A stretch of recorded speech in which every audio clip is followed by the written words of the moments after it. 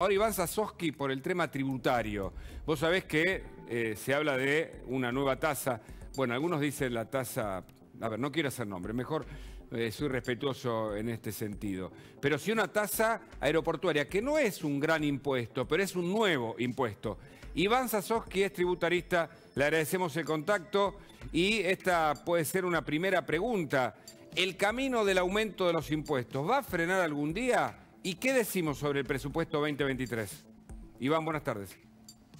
Muy buenas tardes, Hugo. La verdad es que es un placer para mí acompañarlos. Mira, arranco por la segunda pregunta. Si en algún momento va a bajar o van a bajar los impuestos, la respuesta es no mientras no tengamos moneda, digamos. Es muy sencillo. La ley de leyes, que es la ley de presupuestos, históricamente tiene que ser la hoja de ruta del país. En este caso es una justificación de cómo tapar los gastos que va a tener el Estado y para poder cerrar el número, porque esto tiene que dar cero en la cuenta, no tiene que haber ni ganancia ni pérdida. La verdad es que se inventan impuestos, tasas, contribuciones, aportes, llamarlos con el nombre que quieran, pero que es dinero del sector privado que va al sector público. En este caso, la tasa para lo que es los servicios de seguridad aeroportuaria que se está creando es un impuesto que ya se instaura y que una vez que eso ocurre es muy difícil que se vuelva para atrás. Así que seguramente en los próximos años hablaremos sobre cómo va aumentando esa tasa, a no ser que alguien se dé cuenta que el camino de la suba de impuestos es el camino que nos llevó a tener hoy el salario real más bajo de la historia de Argentina, ¿no? Tremendo, tremendo. Salarios que no cubren la línea de pobreza. Ahora, se habla mucho del impuesto a las ganancias, que, bueno, pagan los asalariados, algo que es contradictorio en sí mismo, en su génesis, pero poco se habla de los monotributistas. Si hay una teoría ahí entre tributaristas con los que he conversado, que la idea del gobierno es que desaparezca el monotributo, es decir, que todos sean responsables inscriptos y autónomos que tienen las presiones fiscales y además no están respaldados por ningún sindicato y que son tal vez uno de los gruesos aportes que hace el mundo profesional en Argentina. No estoy para nada de acuerdo con lo que estás diciendo, porque vos sabés quién es el mayor contratante de los monotributistas. El Estado.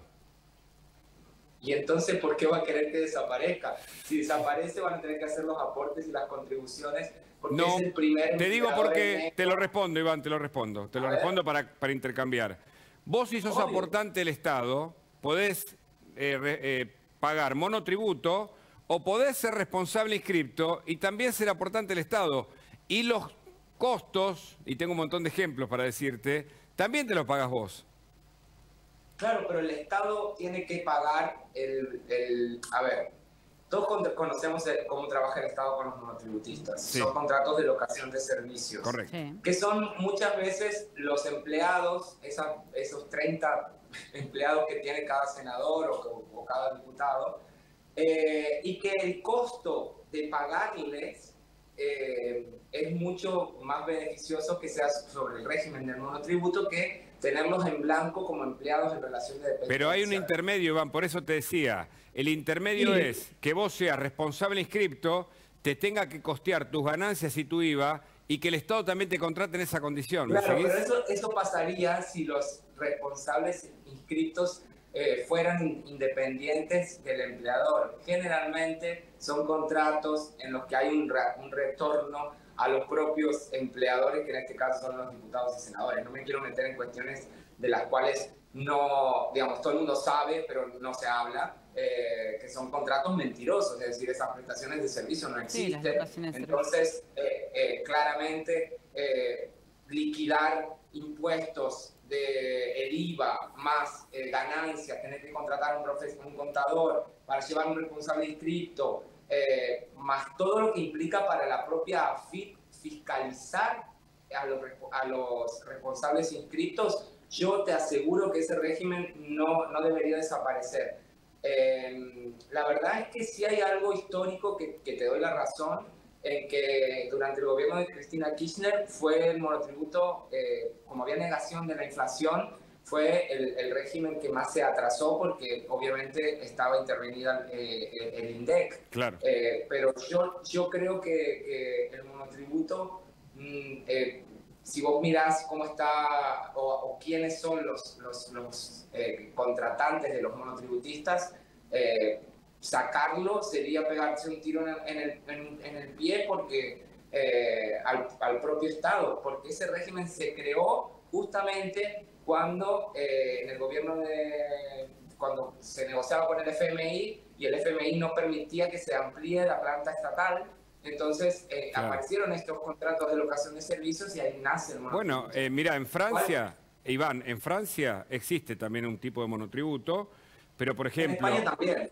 Claro, en muchos países, que son por supuesto del primer mundo, vos pagás o tributás cuando facturás, no siempre. Y acá, por ejemplo, claro, el monotributo, vos seguís fija, pagando aún cuando no facturás. Exacto, pero porque eso está pensado para el emprendedor, está pensado para el pequeño contribuyente. En la Argentina nadie piensa en el sector privado, Ahí está. y mucho menos los políticos a la hora de fijar impuestos, Claro. con lo cual ese es el gran problema y el gran fracaso de la Argentina. Nosotros, yo a esta altura ya nada me sorprende.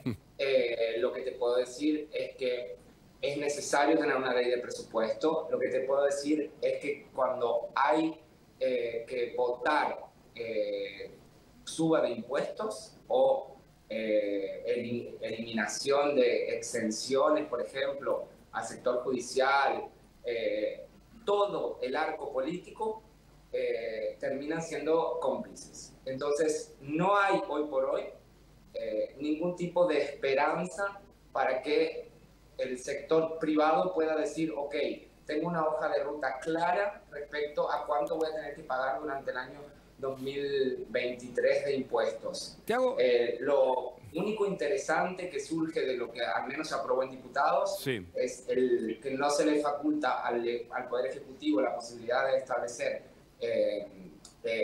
nuevas retenciones a las exportaciones, que eso sí es un logro, pero si nosotros no empezamos a pensar en que nuestro gran problema es la emisión monetaria, que termina siendo la variable de ajuste cuando los impuestos que paga la gente no alcanzan, porque los impuestos son en pesos y nosotros tenemos deudas en dólares que pagar, claro. Es una lógica que no tiene sentido.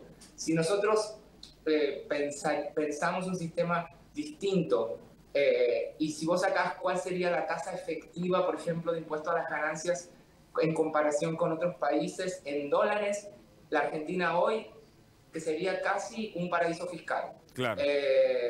Solamente se les pega a los que menos tienen, a los que no pueden acceder a comprar dólares, porque todos aquellos que sí lo hacen están teniendo una fiesta en lo que es la baja por licuación entre la brecha del tipo de cambio. Imagínate, cierra una empresa en diciembre, juntan los dólares para el pago de impuestos y después de 8 meses los vende para pagarlo. Todo lo que pasó de salto cambiario es licuación de las tasas efectivas. Entonces, o sinceramos la economía, o sinceramos el tipo de cambio, o sinceramos lo que es la recaudación, porque correcto. de lo contrario estaremos siempre con el mismo problema.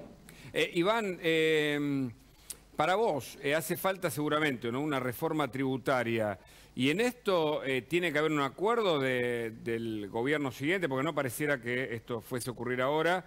Se habla del 2023 como uno de los cambios más necesarios.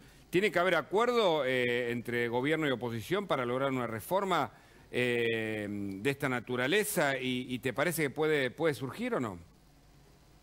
No con esta generación de políticos, realmente no. Creo que no, no va a pasar, no quiero ilusionar a la gente. Claro, claro. Creo que ya demostraron, tanto oposición como oficialismo, qué es lo que hicieron cuando estuvieron en el poder.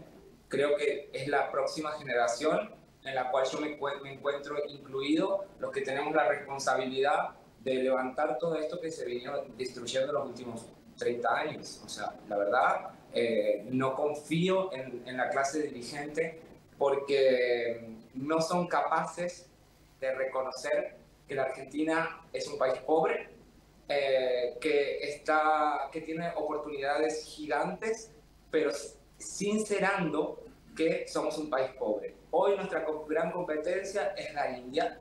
Podríamos convertirnos en un gran centro de servicios para el resto del mundo, como lo está haciendo la India, pero esto no se soluciona ni con asados con senadores, ni con anuncios ridículos de politiquería barata. Yo creo que es un cambio generacional y no hay ningún tipo de acuerdo válido para que haya un cambio real. No quiero ilusionar a la gente porque los políticos son los que hacen eso y yo no soy un político. Está muy bien y por eso te hemos llamado en este caso para que nos hables específicamente del tema tributario. Iván, de nuevo, muchas gracias. Es interesantísimo escucharte. Un abrazo. Muchas gracias a ustedes, un placer y como siempre cuenten conmigo para cuando lo necesiten.